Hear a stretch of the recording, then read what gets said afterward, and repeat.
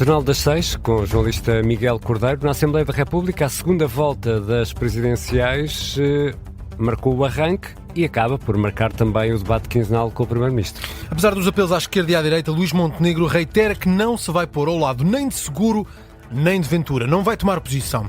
Sem o líder do Chega na bancada, que pediu a suspensão do mandato durante a campanha para as presidenciais, foi o líder parlamentar do Chega, Pedro Pinto, a abrir o debate e pediu a Montenegro para escolher um lado, ou a direita, ou o socialismo. Ou então o Sr. Primeiro-Ministro andou a enganar os portugueses. É que a 11 de maio de 2023, por exemplo, o Sr. Primeiro-Ministro disse: admito fazer desaparecer o socialismo. E 2 dias depois diz: Montenegro considera que o maior problema na política portuguesa é mesmo o socialismo. Ó Sr. Primeiro-Ministro, nós estamos de acordo. E agora? E agora o que é que vamos fazer no próximo dia 8 de fevereiro? Montenegro respondeu, assumiu responsabilidade pela dispersão do voto no centro-direita, mas garante que pouco mudou desde as eleições legislativas e que, somados os votos, o espaço do governo mantém-se inalterado. No espaço político central, onde estão representados os partidos do governo, a votação esteve dispersa por vários candidatos e, portanto, o resultado foi que, como o senhor deputado lembrou, os candidatos que passaram à segunda volta são os candidatos que representam no espaço político que está representado nesta Câmara, precisamente o espaço da direita e o espaço da esquerda. A Iniciativa Liberal acusa o Primeiro-Ministro de colocar os interesses do PSD à frente do país e de contribuir para um abismo político. E há aqui mais uma questão, Sr. Primeiro-Ministro, é que essa decisão não é neutra, não é só partidária, tem consequências, eu vou-lhe dizer quais são. Impede, no futuro, que se implementem as reformas que o país precisa, e o Sr. Primeiro-Ministro sabe disso. Empobrece o debate democrático e, no fundo, coloca o país perante um quase abismo político. Esta é a realidade. Palavras de Mariana Leitão. Pelo Livre, Isabel Mendes Lopes questiona porquê que o PSD tem dificuldades em apoiar Seguro. Se não se consegue escolher entre um democrata e alguém que quer abertamente quebrar as regras e quebrar com o regime, está também a falhar aos nossos concidadãos e a promover e a contribuir para a promoção de uma cultura de ódio que tem consequências muito diretas. Pelo PCP, Paulo Raimundo fala em taticismo. Ficámos a saber, para o Sr. Primeiro-Ministro, é-lhe completamente indiferente quem vai ser o futuro Presidente da República Portuguesa. Nós percebemos a tática. Quer manter a continuidade do apoio do Chega naquilo que é decisivo para a sua própria governação. Porque sabe que o Chega e André Ventura, o candidato André Ventura, nunca lhe faltarão. Paulo Núncio, do CDS, defendeu o governo e quis também recusar que o único voto possível para os democratas seja em António José Seguro. Senhores deputados, era só mais o que faltava, que o único voto legítimo e democrático fosse o voto no candidato do Partido Socialista. O PS, por sua vez, não falou das presidenciais. José Luís Carneiro aproveitou a presença do Primeiro-Ministro no debate para acusar o Governo de ter faltado com a palavra sobre a subida dos impostos. O Governo veio dizer, pela palavra do Sr. Primeiro-Ministro e também pela palavra do líder parlamentar, que não disse 3 vezes, disse mesmo 6 vezes: nunca, nunca, nunca, nunca, nunca, nunca aumentar os impostos. Pois, Sr. Primeiro-Ministro, eu tenho aqui as 2 portarias que aumentaram os impostos sobre os combustíveis e que aumentaram os impostos sobre a habitação.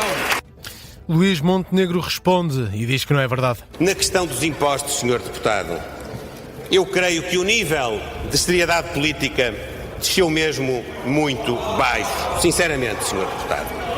O Sr. Deputado não pode ignorar que nós não mexemos nas taxas dos impostos. Já lhe foi explicado, Sr. Deputado, que se tivesse havido uma alteração da taxa dos impostos, tinha de ser decidida na Assembleia da República.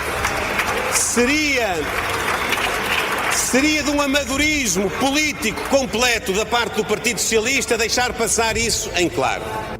Posições esta tarde no debate quinzenal, acompanhado em direto aqui na Rádio Observador. E nas presidenciais, Miguel Cordeiro, já há boletim de voto. António José Seguro vai aparecer em primeiro, André Ventura em segundo. Isto foi o que ditou o sorteio no Tribunal Constitucional, um momento muito rápido esta tarde no Palácio Raton. E António Costa diz que é óbvia a escolha que vai fazer na segunda volta das presidenciais e qual é?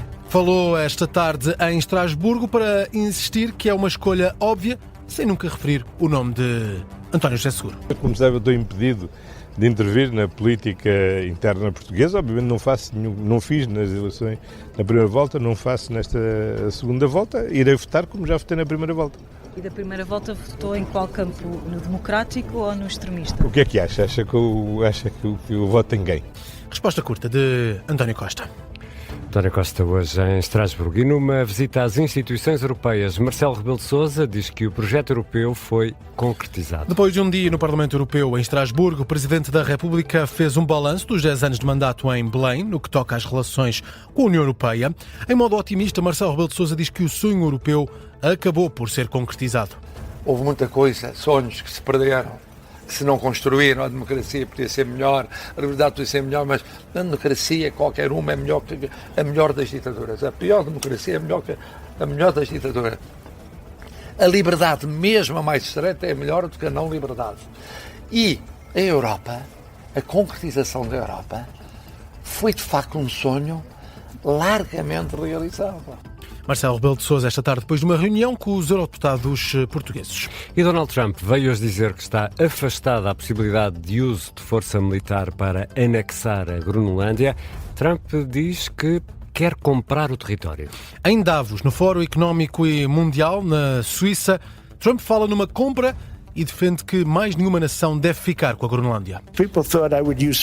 As pessoas pensaram que eu usaria a força. Eu não preciso de usar a força, eu não quero usar a força, eu não usarei a força.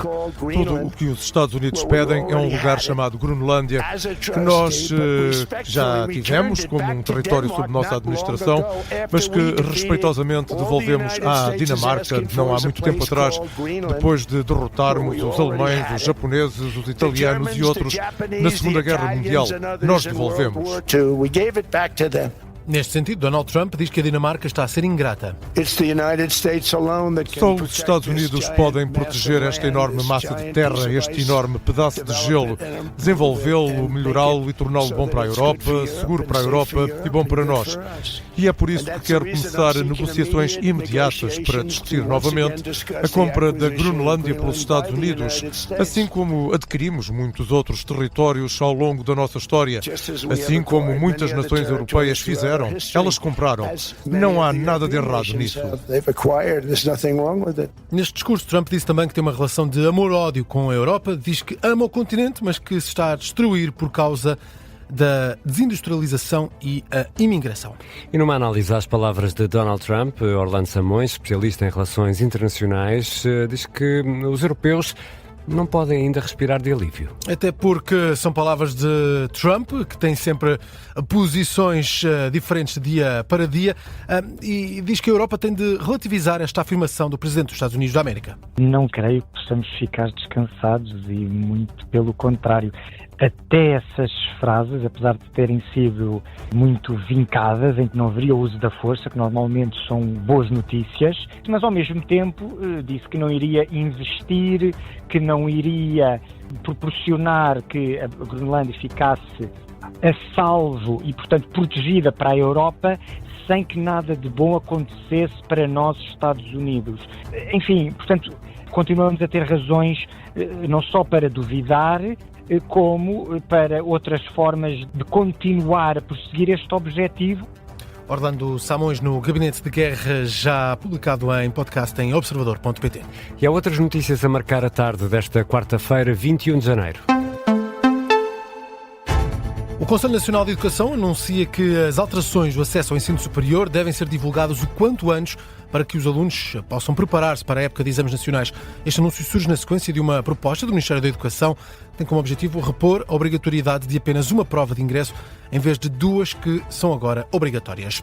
Morreram 3 jornalistas num ataque israelita à faixa de Gaza, apesar do cessar-fogo. A informação é avançada pela Defesa Civil de Gaza, uma organização de primeiros socorros que opera sob o controle do Hamas. Um dos jornalistas trabalhava para a AFP em regime de freelancer. Um ataque que aconteceu no setor de Al-Zahra e os corpos foram transferidos para o hospital. Para fechar, Ricardo, gostas de pinguins? Não tenho nada contra, gosto mais de pingus, mas também gosto de pinguins, não tenho nada contra os pinguins. Gelado mítico. Bem, quanto aos pinguins, os pinguins estão a antecipar a reprodução em 2 semanas e os cientistas dizem que isto está a acontecer devido às alterações climáticas. A antecipação acontece possivelmente por causa do aquecimento global, é o que diz uma equipa de investigadores das universidades de Oxford e Oxford Brookes. Os cientistas observaram e monitorizaram os pinguins durante 10 anos para confirmar esta mudança da época de reprodução dos animais. Isto obviamente deve ter algum impacto, não? Sim, tem impacto não só nos pinguins como também no habitat, porque estas alterações ameaçam interromper o acesso dos pinguins ao alimento e a aumentar a competição entre espécies.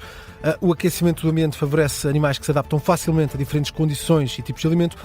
Os pinguins, o Saguinjento, uma espécie que se adapta em detrimento dos pinguins de Barbicha, ou os pinguins de Adélia, que dependem do gelo para sobreviver, acabam por sair favorecidos esta espécie de pinguins, mas são alterações que estão a ser registadas pelos cientistas britânicos que apontam como causa o aquecimento global.